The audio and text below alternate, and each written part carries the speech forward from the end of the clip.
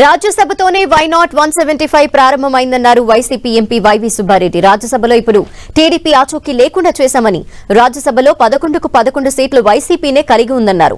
ఈ సంఖ్యాబలం వల్ల రాష్ట్రాభివృద్ధికి మరింత మేలు జరుగుతుందని, వచ్చే ఎన్నికల్లో ఏపీలో మళ్లీ వైఎస్ జగన్ సీఎంగా ప్రమాణం చేయటం ఖాయమని ఆయన ధీమా వ్యక్తం చేశారు.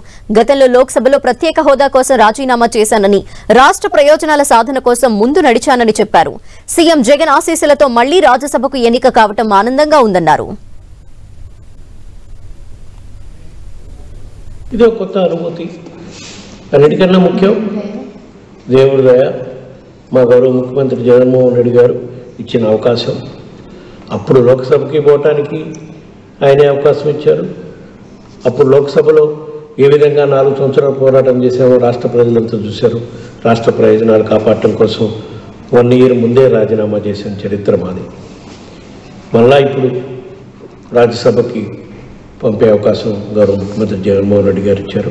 తప్పకుండా ఆ రోజుల్లో లోక్సభలో 2014 నుంచి 19 వరకు ఏ విధంగా నిరంతరము రాష్ట్ర ప్రయోజనాలు కాపాడటం కోసం పోరాటం చేశామో అంతకన్నా రెట్టింపు ఉత్సాహంతో